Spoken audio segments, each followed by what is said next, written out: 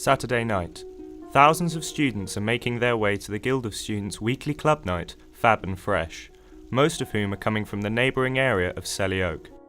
After a rise in reported crime on the event's Facebook page and a high-profile stabbing in the area, many students have begun to wonder, are they safe in Selly Oak?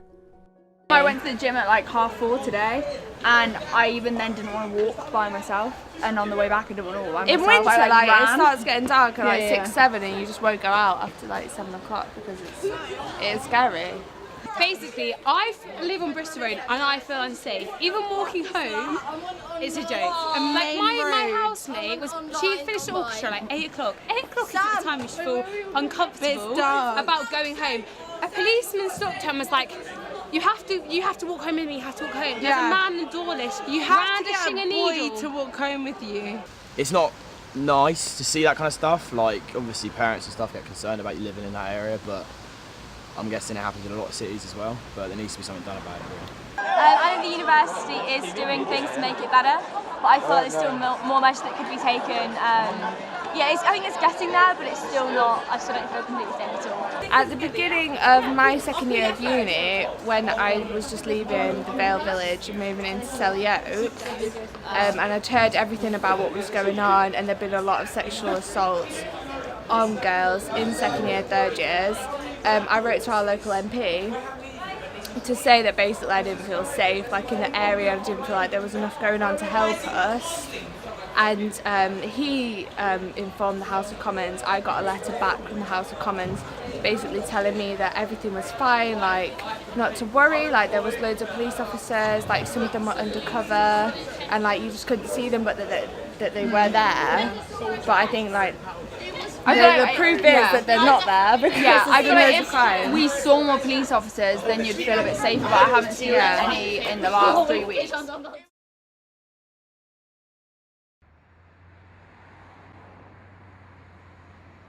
Over 15,000 University of Birmingham students live inside the 2 square kilometre Selly Oak area, more than 40% of the university's total students.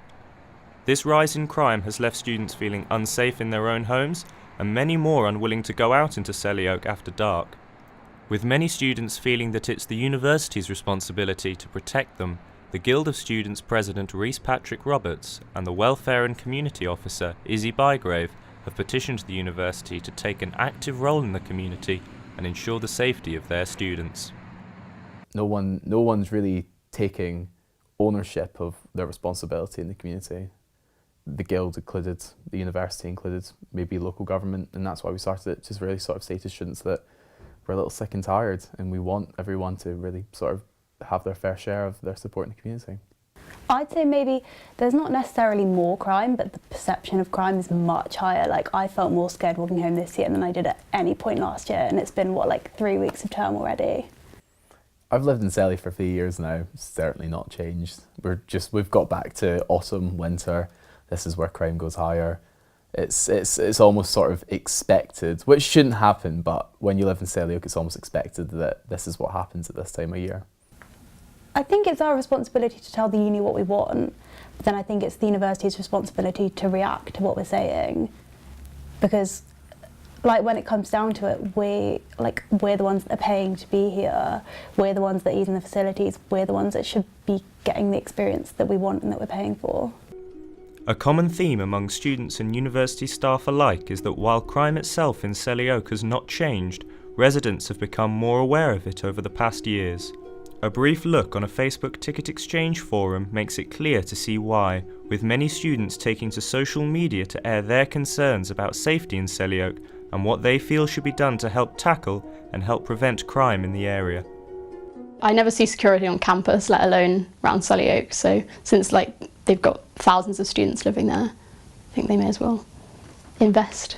The feeling that the university should be doing more to protect its students is not uncommon among the residents of Selly Oak. A Guild TV survey found that 87% of students living in Selly Oak did not feel safe there, and only 30% have never experienced any crime or violence in the area. Students now feel so unsafe that a forum was called for them to voice their concerns to representatives of the police, the university, and the Guild of Students.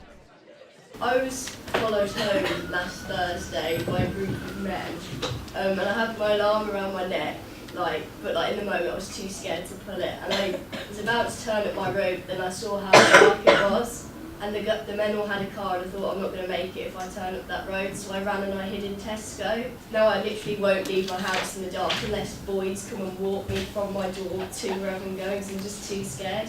I offer you exactly the same as I've offered everybody else. If you want to come and do some work with me, I will try my best to make you feel safer, but I don't genuinely know what I can do about that circumstance to stop those people, because for me the issue is not yourself, it's them. They're the ones with the issue. If they think it's acceptable to go following people around, they're the ones that are behaving disgustingly. You shouldn't have to change what you do to avoid idiots like that, and if that's the way they're behaving, I'm disgusted by that. That's not normal at all, and it's not appropriate, and I'm really sorry that that is happening. My car was stolen on Monday night, and it's absolutely gutting to call 101 about it, and they didn't even open an investigation. They gave me a crime number and gave me the number of the charity. If somebody came to us and said, will the university help fund this initiative about CCTV cameras, I am pretty confident that I would have an easy sell with my boss to get infrastructure funding for that. The City Council does not put cameras up in residential streets. After the forum, we were able to speak to the university's Director of Student Affairs and Academic Registrar to find out if they really did believe the university was doing enough to protect its students. I think the university does a huge amount to keep students safe, both on the campus with the work in partnership with the police and the campus police officer, as well as the different safety initiatives that we have on the campus, but also the things we do off campus, and we do those in partnership with Guild. Yes, we do have a duty of care.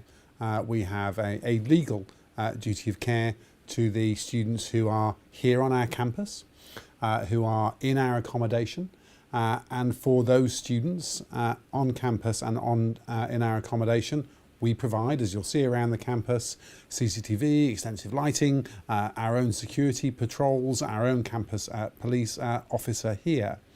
I think the question probably that you're asking is, how does our duty of care extend when you step off the university estate and into the public realm? Not in the same way. Does our concern for students extend beyond the university's boundary? Absolutely it does. So does that mean that what we want to try and do to influence change beyond the university's boundaries? Absolutely it does. But there are some things that we can only do on our own property, whereas outside in the community, we can influence, lead and change what happens, and that is what we're very much trying to do. I think there's definitely an increase in student awareness of crime. I think that there's been the horrendous incident in early October. I think that, coupled with students being much more vocal about the crimes that they've seen around them and in their community, means people talk about it much more and feel it much more. If I heard of a crime every 2 days in my area, I would then be very fearful of crime. I think what was useful around the petition for the student population as a whole was it demonstrated to the whole university community, other students and the university staff and its management, how important this was to students. Given that students clearly appeared to care a great deal about their safety, we went out with the community wardens to see what measures they were taking against crime.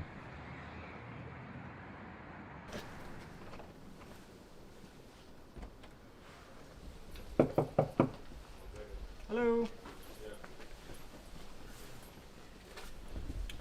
Hi mate, sorry to interrupt your evening. I'm a community warden with the Guild, and we're going around with Guild TV and the PCSO today as well. What we're doing is security checks, so just making sure people are locking the doors, just because you know, if the doors are locked, it's a target for burglars. So just a friendly reminder to try and keep it locked. Okay. Brilliant. Thanks a lot, mate. Cheers. Thanks for your time. So there you go. Now you've seen the spiel, as it were. So that's all it is. You know, just a friendly reminder. Keep your door locked, and then we make a note of where and when things happened, and then we can do what I was telling you about with the repeat visits. Hello, is anyone in? Hello? So as you can see, you've got windows wide open, but no one's actually in there, so it's just asking to be a target of burglary, just because the won't do a simple task of just closing the window. So it's unlocked, and from what we can tell, it's empty as well. So we've tried to ring the number found inside, see if we can get the landlord to come and just lock it up. But so far, wasn't able to get through. So he said he's just going to go check the flats upstairs and see if anybody is in, and just hasn't heard. So hopefully there will be someone in to unlock.